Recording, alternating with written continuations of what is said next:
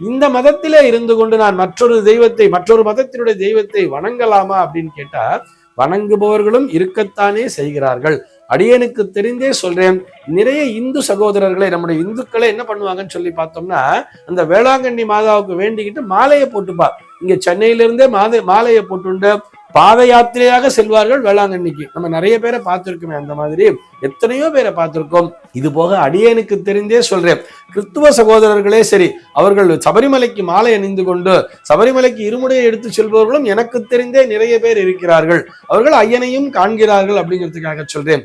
இது அவரவரினுடைய மனம் சம்பந்தப்பட்டது, அவரவர்களுடைய நம்பிக்கை சம்பந்தப்பட்டது.